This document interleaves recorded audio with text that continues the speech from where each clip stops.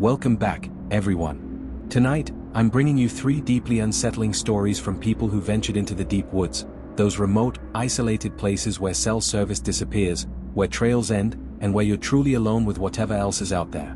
These aren't campfire tales designed to scare teenagers. These are real experiences from real people who went into the wilderness seeking solitude and adventure, only to encounter something that changed how they see the natural world forever. Before we dive in, I want to know, have you ever been truly alone in the wilderness? Miles from civilization, no phone signal, no other people for miles? There's something both liberating and terrifying about that level of isolation. Drop a comment and share your experiences. Because what you're about to hear will make you question whether being alone in the woods is ever really safe, or if you're ever truly alone out there at all. Alright, let's begin. And remember, every word of these stories is true. Story 1, The Cabin That Burns. This is one of those stories I've been sitting on for a really long time.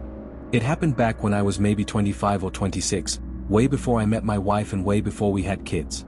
I was a completely different person back then, not in a bad way, just in the sense that I had the kind of free time and risk tolerance that I genuinely can't relate to anymore. I used to do these solo backpacking trips a few times a year, usually somewhere in the Appalachian Mountains. I'd drive out to some remote trailhead, hike deep into the backcountry, way off the main trail, and spend a few days completely off the grid. No cell service, no other people, nothing. I loved it. The solitude, the challenge, the feeling of being completely self-reliant. My friends thought I was insane for going alone, and honestly, they were probably right. But that was part of the appeal.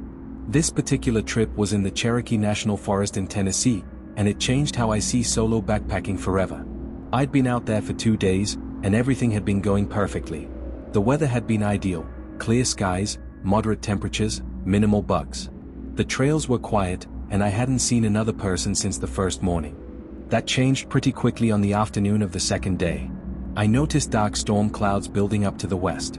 At first, I wasn't too worried. I'd hiked through rain plenty of times before, and it was never a big deal. Just throw on the rain gear and keep moving. But within about an hour, I realized this wasn't going to be a passing shower. The wind picked up hard enough that I could hear it roaring through the canopy above me. The temperature dropped fast enough that I actually stopped to put on another layer. By the time the rain started, I was already looking for a place to hunker down and wait it out. The problem was that I was in a pretty exposed section of trail. No natural shelters, no rock overhangs, nothing that would provide decent protection. And as I'd predicted, it wasn't a light rain. Within minutes, it went from windy to full-on downpour.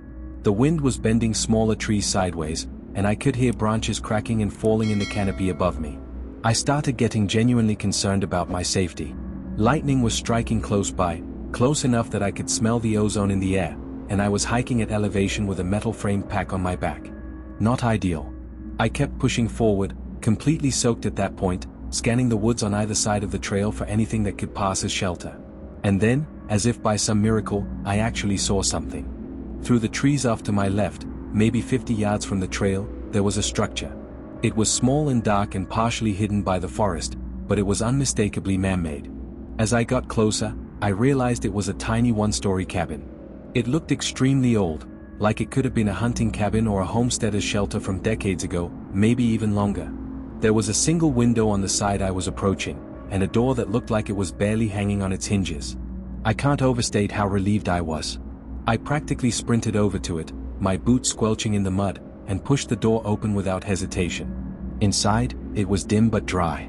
There wasn't much in there, just a wooden chair, a small table against one wall, and what looked like an old cot frame pushed against the far wall. There was a stone fireplace on the right side that was clogged with ash and debris. The place smelled bad, musty and damp, with an underlying odor I couldn't quite identify. But I didn't care. All I wanted was to get out of my soaked clothes and get warm. I dropped my pack, stripped out of my wet layers, and literally just picked a spot on the floor and lay down. I was in pure survival mode at that point, not exploration mode, not curiosity mode. All I cared about was that I was out of the storm. It wasn't until I'd been inside for maybe 10 or 15 minutes that I started actually looking around. With the storm raging outside, there wasn't much else to do. I clicked on my flashlight and started examining the cabin more closely. There was more stuff in there than I'd initially realized. For starters, there was a sleeping bag rolled up in the corner near the cot frame. It didn't look ancient like everything else in the cabin. It was newer, maybe a few years old at most. That confused me. If the cabin was abandoned, why would there be a relatively new sleeping bag in here? There were also a couple of cans of food and water jugs on the table. That made me think someone had been using the place as a base camp, maybe another backpacker or a hunter. It wasn't unusual to find stuff like that in remote cabins. People leave supplies, use them as emergency shelters, that kind of thing. But the more I looked around, the more things started bothering me. There were marks on the wall near the door. At first, I thought they were just damage from age or weather, water stains, wood rot, that kind of thing. But when I got closer and shined my flashlight directly on them, I could see they were scratches. Not just a few scratches. Dozens of them. Maybe hundreds. They were clustered together in certain areas, some shallow and some deeper, carved into the wood with what must have been fingernails or something sharp. There was no pattern to them that I could see. They weren't tallies or words or any kind of organized marking. They were just desperate. That's the only word I can think of. They looked desperate. I stepped back and examined the door itself. The handle was a simple wooden latch, nothing unusual about that. But despite the storm, I decided to open the door and get a look at the mechanism from the outside. That's when I saw it. There was a metal bracket on the outside of the door frame, the kind designed to hold a padlock. And it was positioned in such a way that the lock would only secure the door from the outside. There was no corresponding latch on the inside. No way to lock the door from within the cabin. That meant this door could only be locked from the outside. Someone inside couldn't secure themselves in for safety. But someone outside could trap someone inside. I felt a chill run down my spine that had nothing to do with my wet clothes. I shut the door and turned back to examine the cabin more carefully. The only thing I hadn't checked yet was the window. I walked over to it slowly, that feeling of unease growing with every step.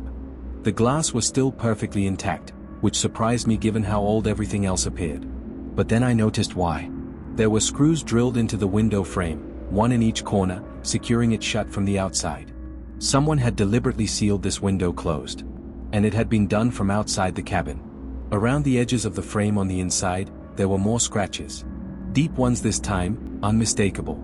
They looked like someone had tried to pry the window open with their bare hands, clawing at the wood until their fingers bled. All of it hit me at once like a physical blow. Someone had been kept in this cabin. Held against their will. Trapped. The sleeping bag, the food, the water, those weren't supplies left by a helpful hiker.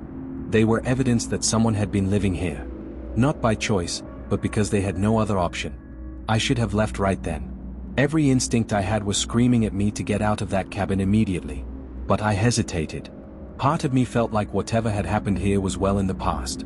Everything looked old and abandoned. Even the sleeping bag, which seemed newer than the rest, was stiff and dusty. Plus, the storm was still raging outside. The rain was hammering the roof so hard it sounded like a drum. Lightning was cracking every few seconds. The thought of going back out there into that chaos was almost more terrifying than staying in this disturbing cabin. So I stayed. I tried to rationalize it. Tried to convince myself I was being paranoid. This was just an old cabin with some weird history, nothing more. I'm not sure how much time passed. Maybe an hour, maybe more. The storm wasn't letting up at all. If anything, it seemed to be getting worse. That's probably why it took me so long to notice the other sound. Underneath the roar of the rain, there was a scratching or scraping sound coming from outside. It was faint at first. I thought it might just be a branch scraping against the exterior wall. But I couldn't remember seeing any branches low enough to touch the cabin when I'd approached it earlier. Then I heard two heavy thuds on the porch. They were distinct, deliberate, not the random impacts of storm debris. I stood up immediately, my heart starting to pound. I did that thing where you freeze in place and stare at a random spot on the wall, trying to focus all your attention on listening. I was trying to hear over the storm, but if someone was moving out there, it would have been nearly impossible to detect. I started getting paranoid that I'd already missed sounds, that maybe someone had been circling the cabin for a while and I just hadn't noticed over the noise of the rain. My eyes drifted to the window. I couldn't bring myself to look through it.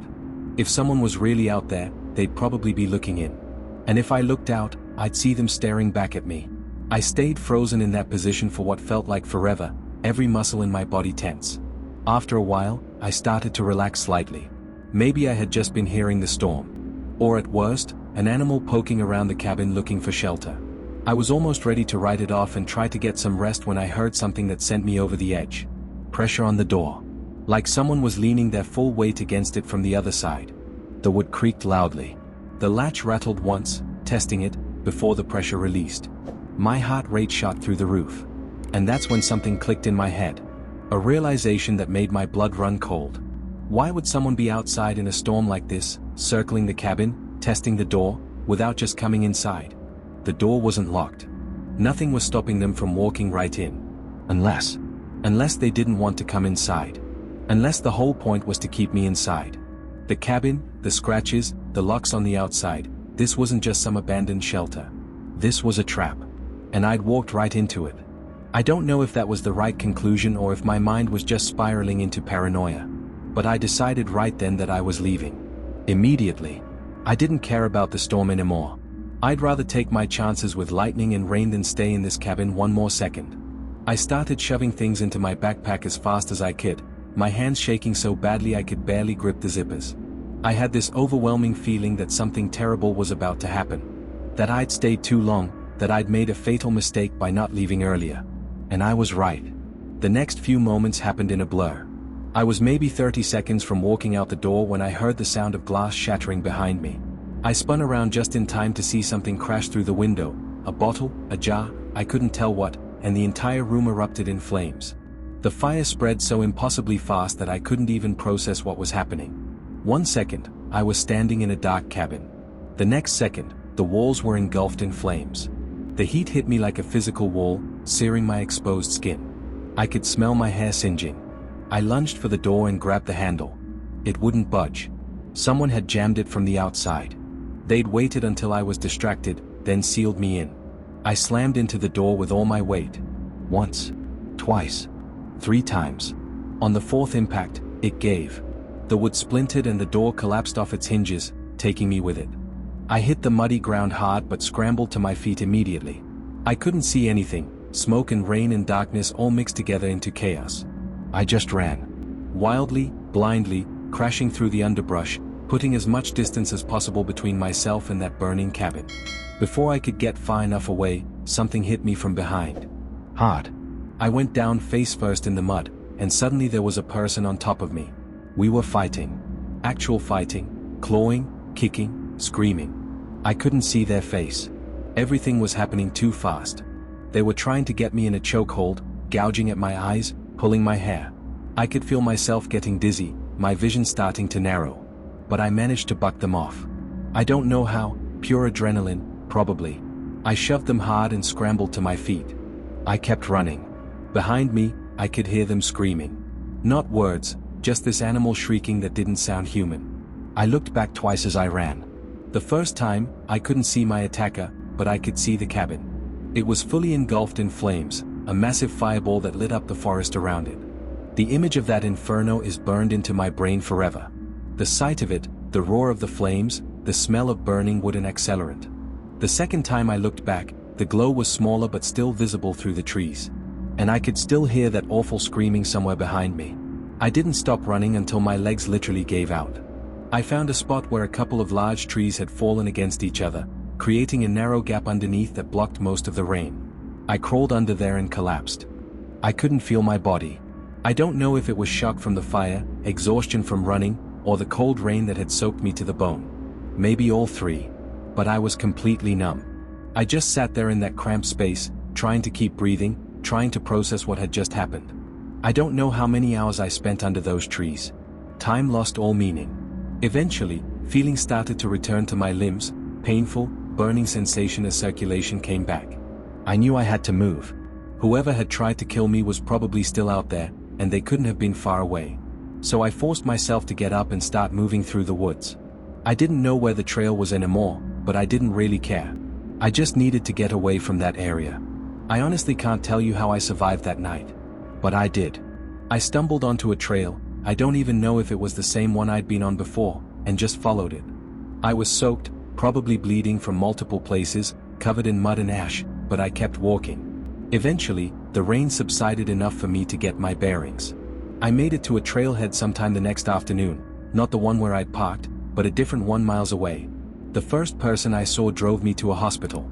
I had second-degree burns on my left forearm and the back of my neck. The doctors told me I was lucky I hadn't inhaled more smoke. They said if I'd been in that cabin even 30 seconds longer, I probably wouldn't have made it out. None of the damage was permanent, but it hurt like hell for weeks afterward. By the time I was healed and back home, I'd made a decision. I would never do solo camping trips again. Ever. Someone had intentionally set that cabin on fire to kill me. That's the only explanation that makes sense. It was pouring rain, a full-blown thunderstorm. The roof was metal. There's no way a wooden structure goes up that fast, that completely, unless the wood had been treated with accelerant beforehand. Someone had prepared that cabin as a trap. They'd coated it with something flammable, waited for someone to take shelter inside during the storm, then lit it on fire. And whoever it was had been prepared for me to escape. They'd been waiting outside to finish the job. I gave the police everything I could, approximate location, description of the cabin, details about the attack. But I could tell they weren't going to do much. I hadn't been in a designated camping area, so pinpointing the exact location was nearly impossible. Plus, without a body or hard evidence, there wasn't much to investigate. The only thing I still don't understand is the timing. Why did they wait so long? I was in that cabin for over an hour before they made their move. They could have set it on fire the moment I walked in. Were they watching me the whole time? Waiting for something specific? Or did they have to go get the accelerant and come back? I'll never know. My wife would probably tell you I stopped doing solo trips because I grew up and got more responsible. And she's not entirely wrong. But I've never told her about this incident. I've never told anyone the full story until now. I don't go into the deep woods anymore. Not alone. Not ever. Because somewhere out there, someone is still using cabins like that one as traps. Still waiting for lost hikers to seek shelter during storms. Still setting fires and attacking anyone who tries to escape. And I got lucky enough to survive. Story 2, The Lookout Tower. My name is James. This happened maybe 7 or 8 years ago, back when I was in my early 20s and still doing stuff that I probably shouldn't have been doing. I had this friend, Charles, who was kind of notorious in our friend group for finding cool places to explore, abandoned buildings, old factories, decommissioned military sites. If it was somewhere you weren't supposed to be, Charles had probably already been there and could tell you exactly how to get in. He spent a weird amount of time on Google Earth and these niche urban exploration forums. He'd always be hitting the group chat with screenshots of random places he wanted to check out. Most of our friends would entertain his ideas but never actually follow through. I was usually the exception. Charles and I had been friends since high school, and I think the reason we got along so well was that we had similar thresholds for risk. While most of our friends would hear his pitches and go, "That sounds insane," I'd hear them and go, "When are we going?" It was a dynamic that led to some great memories, and a few situations that I look back on now and genuinely wonder how we made it out unscathed. This story is about one of those situations. One weekend, Charles texted me about a fire lookout tower he'd found deep in some national forest. I really wish I could remember which forest, somewhere in the mid-Atlantic, I think, but the details are fuzzy. Charles said it had been decommissioned years ago and was just sitting out there in the middle of nowhere, completely untouched and unsecured. He was convinced we could hike out to it, climb it, and spend the night up there. The idea of being 70 feet up in the middle of a forest with a 360-degree view sounded incredible to me. We picked a random weekend and made it happen.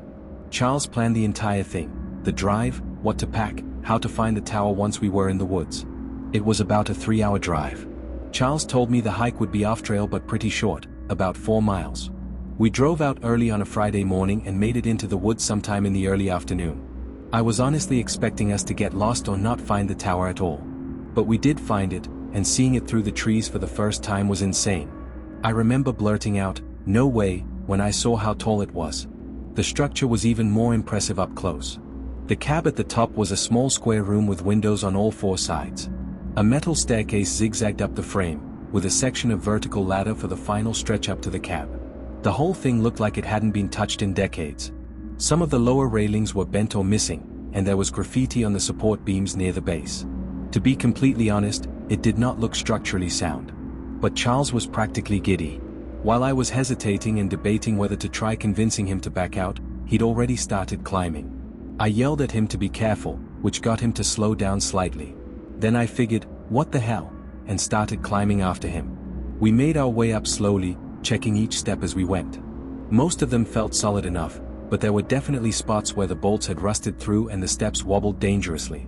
The vertical ladder section near the top was the sketchiest part. It was about 20 feet of straight climbing with nothing but a narrow metal cage around it.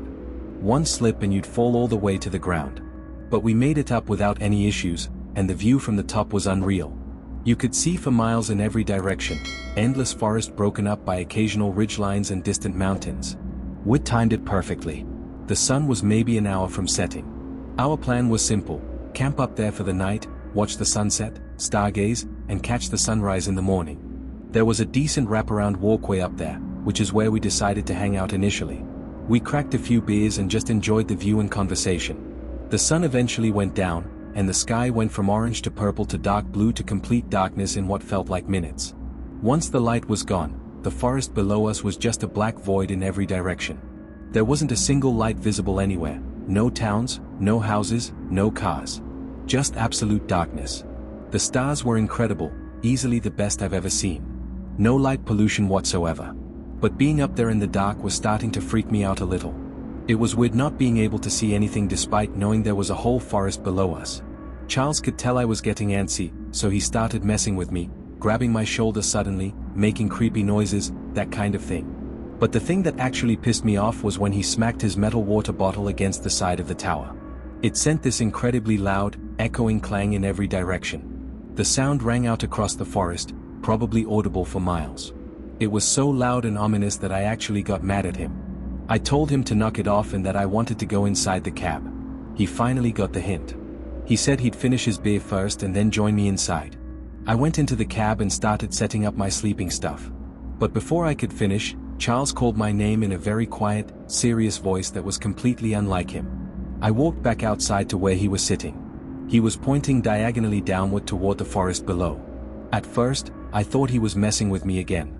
But it only took me a few seconds to realize what he was pointing at. There was a light down there. It was faint and pretty far away, but it was definitely there, a single point of light weaving through the forest at what looked like walking pace. It was genuinely horrifying.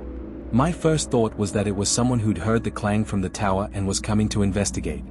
I whispered, I don't know why I felt the need to whisper, "You're stupid for doing that. We're probably about to get caught or arrested." Charles looked at me with this confused expression. "You think that's a person?" I was confused now too. What else would it be? "That light is moving way too evenly," he said. He wasn't wrong. The light wasn't swinging or bobbing the way you'd expect from someone carrying a flashlight or lantern. It was moving perfectly smoothly, like it was floating. But it was also far away, too far to tell for sure. Neither of us said anything after that. We just watched the light as it continued weaving through the forest, getting slowly but steadily closer. After a few minutes, it became obvious that the light was heading directly toward the tower. And the weird, perfectly smooth movement became more apparent the closer it got. "What do we do?" Charles finally asked. I didn't have an answer. What could we do? Climb down?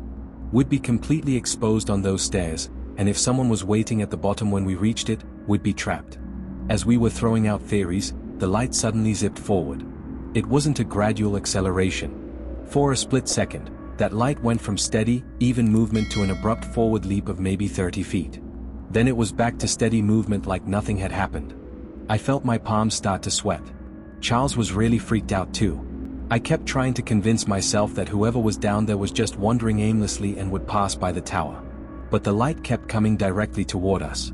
After about 10 minutes, it reached the base of the tower. The light stopped moving and stayed in that exact spot, directly below us. From our position straight above, we could see the light itself but not whoever or whatever was holding it. Charles and I stared at it for a while. The suspense was killing me. Then Charles, because he apparently has a death wish, yelled down at the light, "Hey! Are you okay down there?" I looked at him in absolute horror. I couldn't believe he'd just announced our presence like that. We didn't get a response. The light didn't even move. We waited, and then Charles yelled again. Still nothing. The light just sat there, motionless. There we were, 70 feet up in an abandoned fire tower in the middle of nowhere with something blocking our only exit. We were completely trapped. We must have watched that light for 30 minutes straight, whispering to each other occasionally. It never moved once. Finally, I grabbed my flashlight and aimed it straight down at the base of the tower. But even with my light shining directly on the spot, I still couldn't see the source. I could see the stairs, the support beams, the ground, but no person, no lantern, nothing that could be producing that light. Eventually, we accepted that there was nothing we could do and tried to get back to normal. We went back to talking, but I never took my eyes off that light for more than a few seconds. Charles started suggesting it was some kind of lead that someone had placed there to mess with us. But who would do that? And how would they have known we'd be there? At some point, Charles said he was going to climb down and check it out. I told him that was absolutely insane. Not only was it inviting trouble, but it was dangerous to climb down in the dark. While we were arguing about it, I glanced down and realized I couldn't see the light anymore. It was gone. Just darkness below us again. I frantically scanned the void below, looking for any sign of it, but there was nothing. Charles seemed relieved. He kept telling me to relax, saying whoever had been there had probably left. But I was the opposite of relieved. The thought that someone, or something, could be down there and we couldn't see them anymore was terrifying. Charles tried to reassure me that we'd obviously hear if anyone tried to climb the ladder. I guess that was true, but I was still deeply unsettled. I suggested we wait out the rest of the night inside the cab. Charles agreed. We went inside and set up our sleeping bags. Neither of us had any intention of actually sleeping. That would be suicide. Staying awake turned out to be the right decision. Not 20 minutes after going inside, we started hearing noises. The first ones were metallic clangs that echoed up through the steel frame of the tower. They weren't footsteps. I want to be crystal clear about that.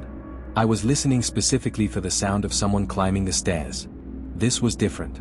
It sounded like someone striking one of the support beams with a wrench or crowbar. A few minutes later, another sound came. This one was more of a grinding sound, like metal being twisted against metal. It lasted several seconds before stopping. Charles and I kept looking at each other like we were expecting the other one to do something. But there was nothing we could do except wait. The sounds kept coming from what seemed like different spots around the tower. Whatever was making them was moving down there. I kept trying to map out the sounds in my head, figure out where they were coming from, whether they were getting closer, whether there was more than one source. I couldn't make sense of any of it. Charles and I were whispering to each other about what we'd do if someone started climbing up. I was sitting against the far wall of the cab, facing the windows on the opposite side. Charles was across from me, looking over my shoulder. There were windows on all four walls, so we were trying to keep an eye on all of them. There wasn't much to see, though. They were all dark, with only the stars and moon providing any light. But then I saw something that made my heart stop. A dark outline moved across one of the window panes. It was quick, just a shape passing by, but I definitely saw it. Before I could process it, the shape passed in front of the next window over. Someone was outside. On the walkway. Circling the cab. I couldn't help but yell, and Charles scrambled away from the window near him. We both immediately ran to the door and pressed our backs against it. If someone tried to come through, they'd have to push through both of us. I kept looking at the windows, trying to spot the figure again. But I couldn't see anything. It was gone. But that was impossible. Unless they were crawling on all fours or had climbed over the railing, I should have been able to see them through at least one of the windows. Charles and I sat pressed against that door for hours. I could hear him hyperventilating. My own breathing was rapid and shallow. By the time the sun started coming up, I was completely exhausted, both physically and mentally. When it was finally light enough to see clearly, I counted to 3 and then swung the door open violently, expecting someone to be crouching behind it waiting for us. No one was there. Charles and I ran around the walkway to check all sides. Clear. I looked down at the base of the tower. Nothing down there either. We grabbed our stuff and started descending as fast as we dared, not caring about being careful anymore. We just wanted to get down. We made it about 3/4 of the way when Charles stopped suddenly in front of me on one of the landings. He just stood there, staring down at the next section of stairs. I looked past him and saw it immediately. An entire section of the staircase was gone. Not just a few steps. I'm talking about a whole section, maybe 10 or 12 steps, completely missing. Just a gap in the staircase with nothing but open air. It was impossible. But we were staring at it. Someone had removed an entire section of stairs during the night while we were sitting directly above them. That must have been what those sounds were. But it didn't make sense. The noises hadn't been loud enough or long enough for someone to disassemble that many stairs. And they would have had to unbolt them from the frame, which would have made a tremendous amount of noise. Plus, there's no way someone could have done that work and then made it up to the walkway where I'd seen them at the window. You can't cross a gap like that in the dark. And yet here we were, staring at a missing section of staircase. We stood on that landing for a long time, trying to figure out what to do. Eventually, we realized we had no choice but to jump. It wasn't that far, maybe 5 feet, but it was still scary, especially looking down at the ground so far below. Charles went first and twisted his ankle on the landing. I made it across without injury. We made it the rest of the way down and didn't look back. There was no one waiting for us at the bottom. No sign of where the missing stairs had gone. We didn't stick around to investigate. We just started hiking back the way we'd come. I still don't have an explanation for any of it. Not the light that moved too smoothly. Not the sounds. Not the figure I saw at the windows. And definitely not how someone managed to remove an entire section of steel staircase in the middle of the night without us hearing it. Every time I see Charles, which is less often now that we're older and he's moved away, this is something we still talk about. Neither of us has ever been back. And neither of us ever will. Story 3, The Trees That Fall. I go camping alone a few times a year. I've been doing it since I was in my 20s, and at this point I'm in my late 30s, so we're talking close to 15 years of solo trips. I know the risks, which is why I always carry a rifle, a .308 bolt action that I've owned since I was 22. I'm not a paranoid person, but being alone in the wilderness requires certain precautions. This happened about 2 years ago in the Daniel Boone National Forest in eastern Kentucky. It's a massive stretch of wilderness, over 700,000 acres. And if you know where to go, you can hike for days without seeing another person. I'd had a rough stretch at work. My head wasn't in a great place, and I felt like I just needed a few days away from everything. Away from people, away from my phone, away from responsibilities. I drove out on a Thursday morning.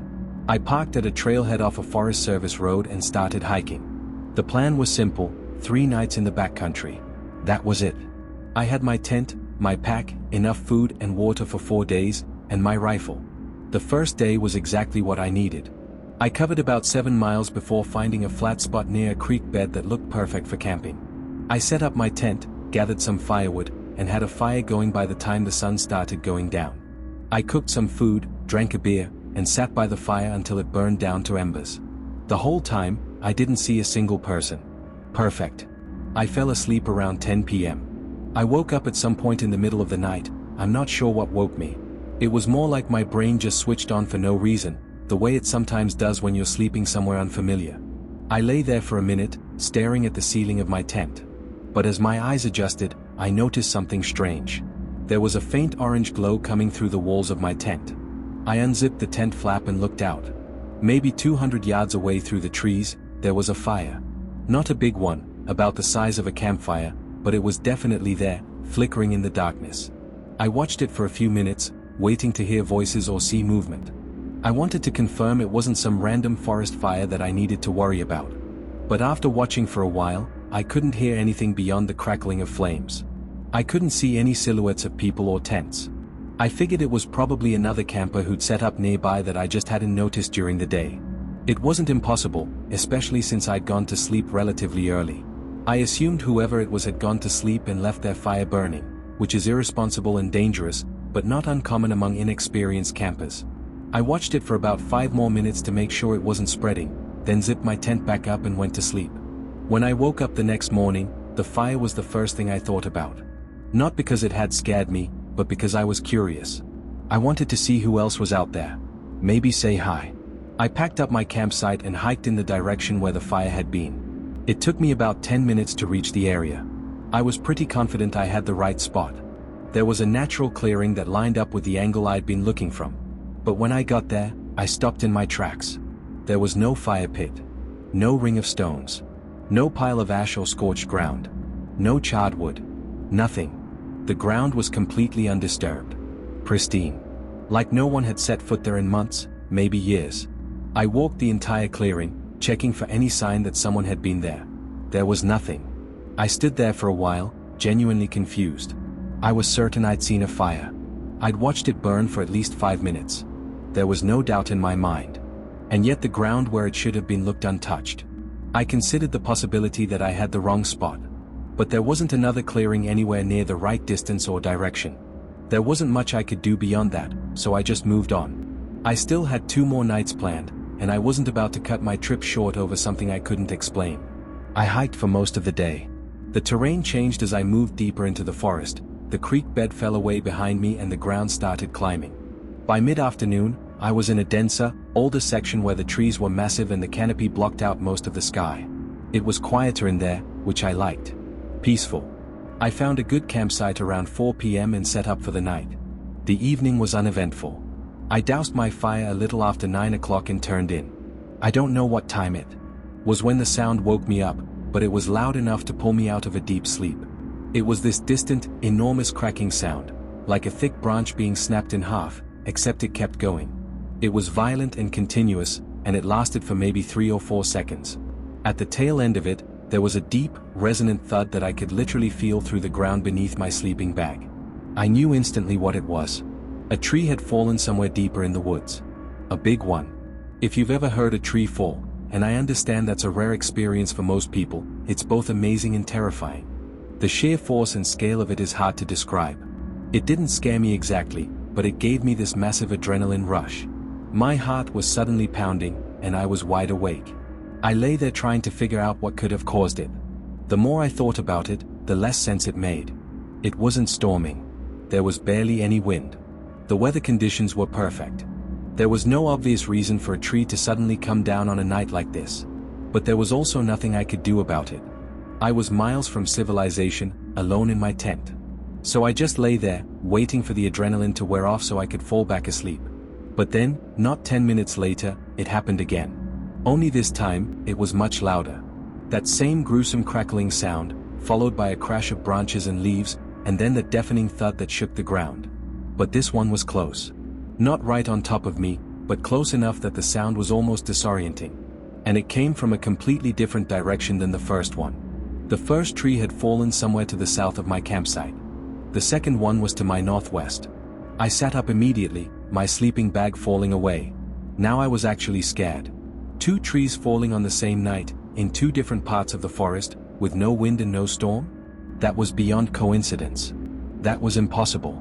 I kept trying to come up with a rational explanation. Maybe the first tree falling had caused some kind of chain reaction.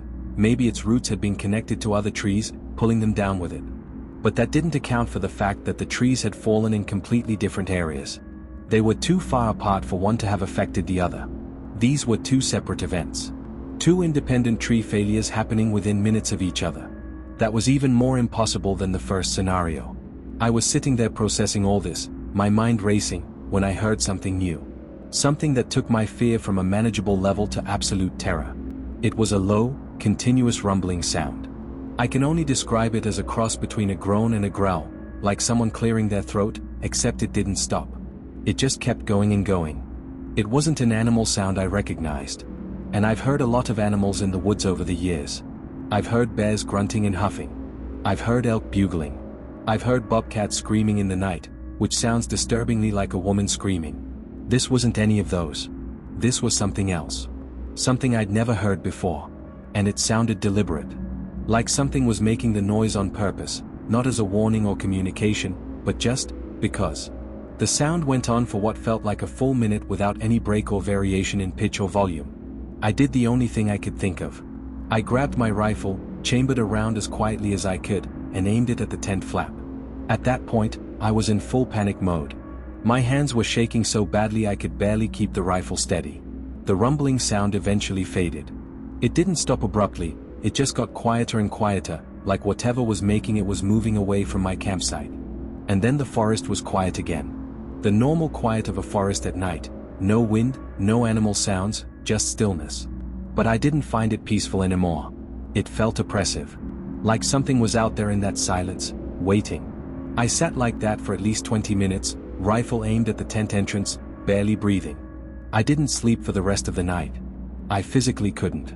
Every time I tried to close my eyes, I'd hear some tiny sound, a branch creaking, leaves rustling, and I'd snap back to full alertness. It was the worst night of my life. As soon as I saw the first hint of daylight filtering through the tent walls, I got out. I didn't even wait for proper sunrise, just that first gray pre-dawn light was enough. I packed up as quickly as possible, hands still shaking from lack of sleep and residual fear. Once everything was in my pack, I stood there for a moment, trying to decide what to do. Part of me wanted to just hightail it back to the trailhead and get the hell out of there. But another part, the part that needed answers, that couldn't live with the mystery, knew I had to investigate. I needed to see the second tree. The one that had fallen close by. I needed confirmation that I hadn't imagined the whole thing. I started walking in the direction where I thought the sound had come from, rifle in my hands, safety off, finger near the trigger. I found the tree after about 10 minutes of searching. It was massive. The trunk had to be at least 4 feet in diameter at the base.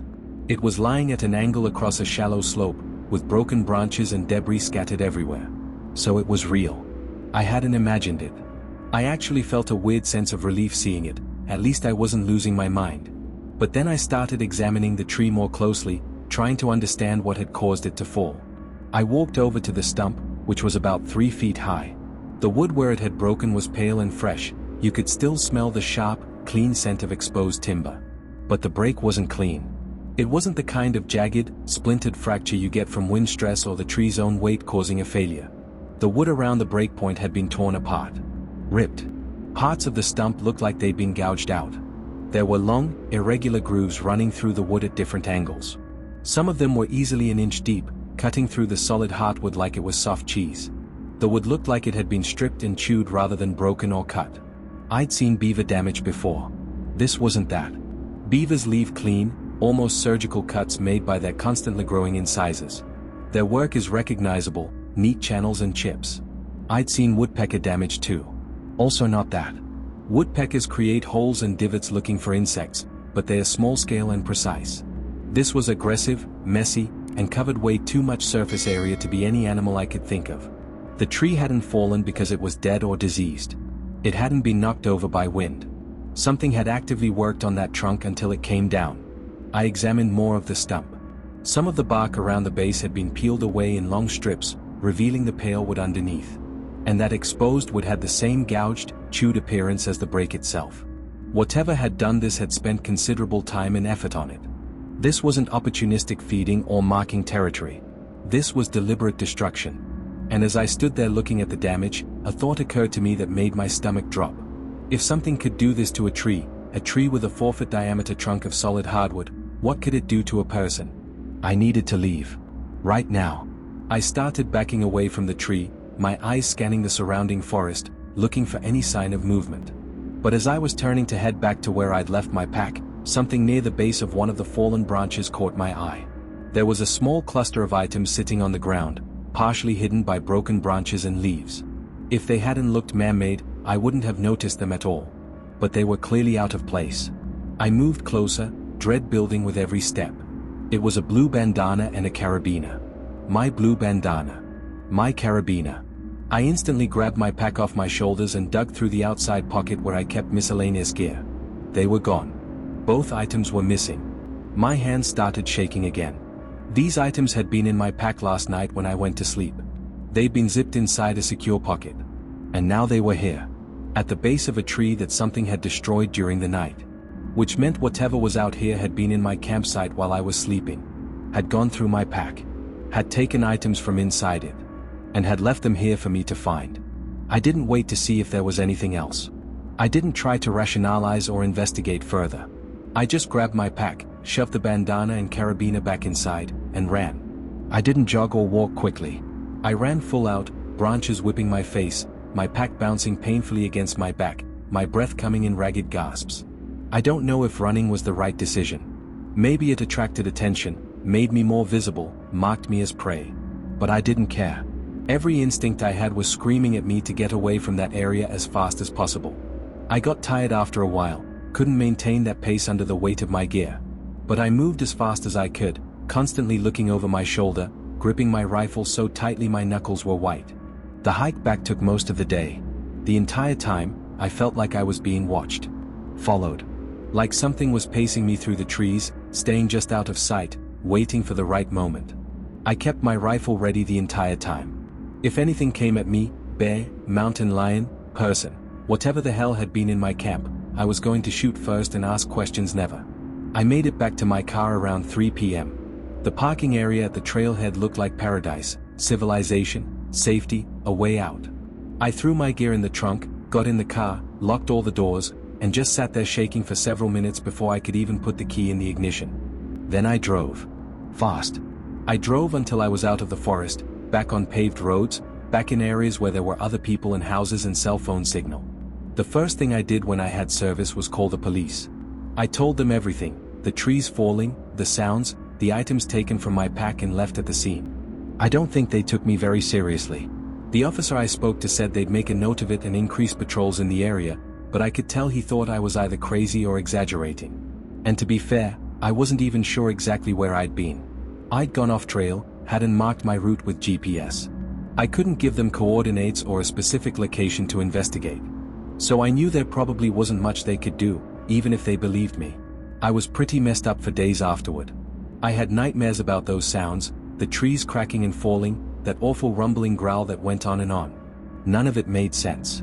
What I couldn't get over was the fact that my stuff had been taken from my pack. That something had been in my campsite while I was sleeping, close enough to touch me, and I hadn't known. That unexplained fire from the first night must have been connected somehow. It had to be.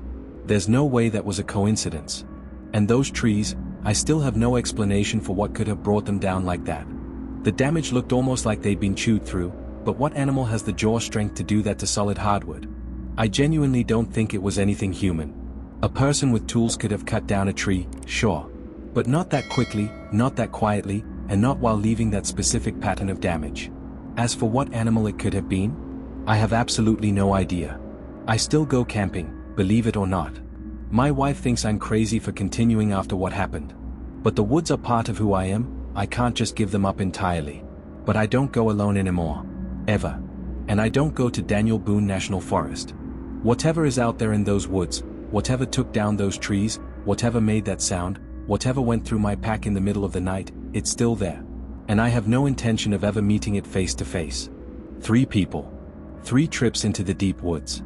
3 encounters with something that defied explanation. I want to thank everyone who shared their stories. The wilderness is beautiful and awe-inspiring, but it's also home to things we don't understand, things that might not want us there. If you found these stories compelling, please like and subscribe. And if you have your own unexplained experience from the wilderness, drop it in the comments. These stories deserve to be heard. Stay safe out there. Never go alone. Trust your instincts. And remember, just because you can't see anything doesn't mean you're alone. Until next time.